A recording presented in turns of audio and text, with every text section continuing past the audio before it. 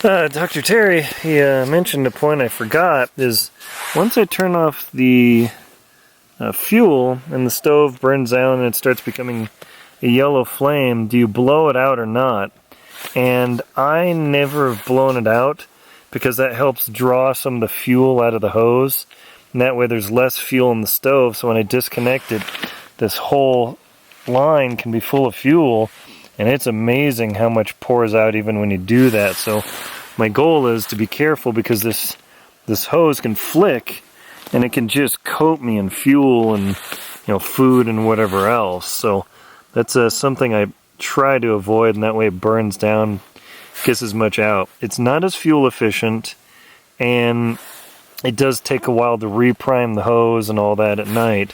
But two, if there's fuel in there and I put this in my pot, the next day my pot's coated in fuel, which is where I put my snow to make my water, and now I'm kind of poisoning myself. So I really try and make sure I have zero fuel contamination as much as possible.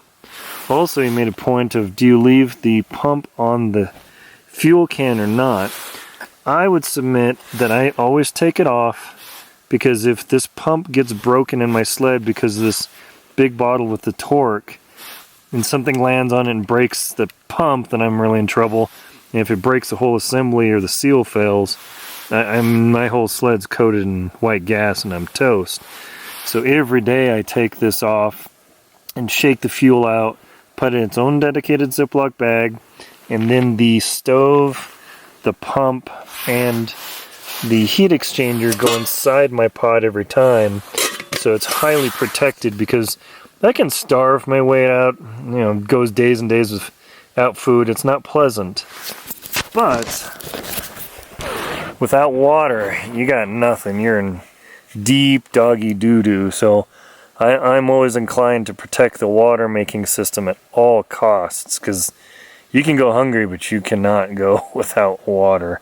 So it's I've seen other people leave the pump on. It's more fuel efficient, don't have to handle things, but I'm just so fearful that unless I had something hard case to put that fuel bottle with a pump in, I just don't want to take the risk, because when you put this sled and it's got 100 plus pounds and stuff shuffling around and it breaks that pump. One of my climbing buddies broke his pump in Denali, and boy, he had a rough time with that. He got through, but it was not pleasant. So having a pump, and then critically having a backup pump and the little kit to try and get it going again. I always go with the backup pump, and then my other backup is the repair kit. So it's a thing. But in Antarctica and Denali, I bring 2 spare pumps plus the repair kit, because if I have a pump fail, and I had a pump fail on Denali, it's like, oh, that stinks. I just dropped it in a bag, put the other pump in, and boom, I'm back making water. And when I had time in camp, I was able to fiddle and get the pump going again. So yeah, that the key to make water is, it's just critical to any winter expedition. That everything's frozen here, so it's not like I'm going to go to the local creek. And there's a danger you can try and go to the river and get water, but boy, if that snow edge collapses, which it will, you'll be in the river with no way to get out.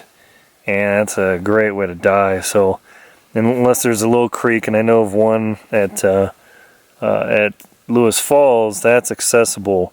But even then, boy, you slip and fall in the water. It's something to really be mindful about.